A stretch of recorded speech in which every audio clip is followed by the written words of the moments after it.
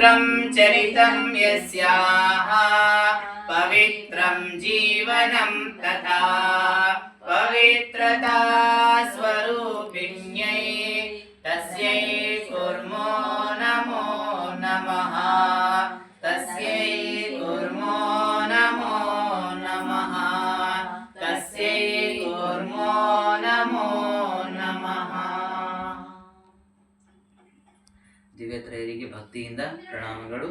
ಪೂಜ್ಯ ಮಾತಾಜಿಯವರಿಗೆ ಮತ್ತು ಮಂಗಳವಾರದ ಈ ವಿಶೇಷ ಸತ್ಸಂಗ ಕಾರ್ಯಕ್ರಮಕ್ಕೆ ಶ್ರೀಮತಿ ತಿಪ್ಪಮ್ಮ ಉಮಾಶಂಕರ್ ಅವರ ನಿವಾಸಕ್ಕೆ ಆಗಮಿಸಿರುವ ಎಲ್ಲ ಪ್ರೀತಿಯ ಸದ್ಭಕ್ತರಿಗೆ ಅತ್ಯಂತ ಭಕ್ತಿಯಿಂದ ನಮಸ್ಕಾರಗಳನ್ನು ಮತ್ತು ಜಯರಾಮಕೃಷ್ಣವನ್ನು ತಿಳಿಸ್ತಾ, ಸ್ವಾಮಿ ಪುರುಷೋತ್ತಮಾಜಿಯವರು ಬರೆದಿರುವ ಅತ್ಯಂತ ಅದ್ಭುತವಾದ ಪುಸ್ತಕ ಶ್ರೀ ಶಾರದಾ ದೇವಿ ಜೀವನಗಂಗ, ಅದರಲ್ಲಿ ನಾವು ಲೋಕದಾಚೆಯ ಬೆಳಕು ಎನ್ನುವ ಅಧ್ಯಾಯವನ್ನು ಗಮನಿಸ್ತಾ ಬರ್ತಾ ಇದ್ವಿ.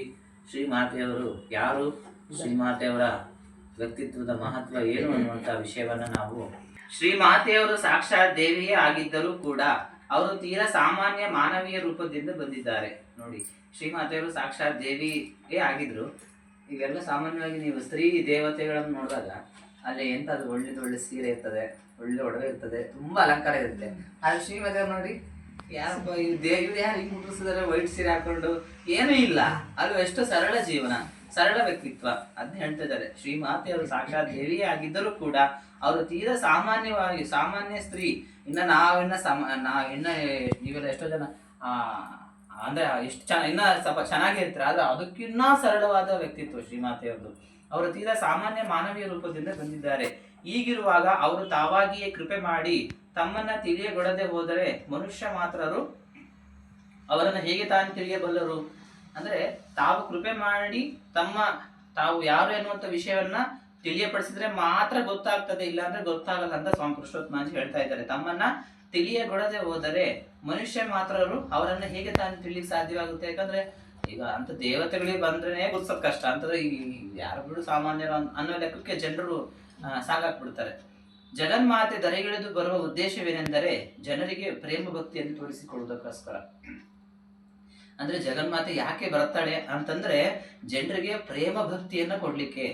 ಪ್ರೇಮ ಭಕ್ತಿ ಅಂದ್ರೇನು? ಇತ್ತೀಚಿನ ಜನರಲ್ಲಿ ನೋಡ್ತಾ ಇದ್ರೆ ಎಲ್ಲೋ ಒಂದ್ ಕಡೆ ತೋರಾಣಿಕೆ ಕಾಣುತ್ತೆ, ಎಲ್ಲೋ ಒಂದ್ ಕಡೆ ಆಡಂಬರ ಕಾಣುತ್ತೆ. ದೇವಸ್ಥಾನಕ್ಕೆ ಹೋಗೋದು ಯಾಕೆ? ಪ್ರೇಮ ನಿವೇದನೆ ಮಾಡ್ಕೊಳ್ಲಿಕ್ಕೆ ಹೋಗಲ್ಲ ನಾವು. ನಮ್ಮ ತನವನ್ನ ಅಥವಾ ನಮ್ಮ ಡ್ರೆಸ್ ಅನ್ನ ಅಥವಾ ನಮ್ಮಲ್ಲಿರೋ ಶ್ರೀಮಂತಿಕೆಯನ್ನ ಅಥವಾ ನಮ್ಮ ಭಕ್ತಿಯನ್ನು ತೋರಿಸ್ಲಿಕ್ಕೆ ನಾವು ದೇವಸ್ಥಾನಗಳಿಗೆ ಹೋಗ್ತೀವಿ ಅಥವಾ ಮನೆಗಳ ಪೂಜೆ ಮಾಡ್ತೀವಿ, ಏನೇನೋ ಕಾರ್ಯಕ್ರಮ ಮಾಡ್ತೀವಿ. ಆದ್ರೆ ಭಗವಂತನಿಗೆ ಅದ್ರ ಅವಶ್ಯಕತೆ ಇಲ್ಲ. ಭಗವಂತನಿಗೆ ಏನ್ ಬೇಕು? ಪ್ರೇಮ ಭಕ್ತಿ ಬೇಕು. ಅಂದ್ರೆ ಅದಕ್ಕೆ ರಾಮಕೃಷ್ಣರು ಯಾವಾಗ ಹೇಳ್ತಾ ಇದ್ರು ಏನಂತಂದ್ರೆ, ಒಬ್ಬ ಪ್ರಿಯತಮ ಪ್ರೇಯಸಿಯೊಟ್ಟಿಗೆ ಯಾವ ತರ ಸಂಭಾಷಣೆ ಮಾಡ್ತಾನೋ ಅದೇ ರೀತಿಯಲ್ಲಿ ನಾವು ಭಗವಂತನಿಗೆ ಪ್ರೇಮ ಸಂಭಾಷಣೆ ಮಾಡಬೇಕು ಅಲ್ವಾ?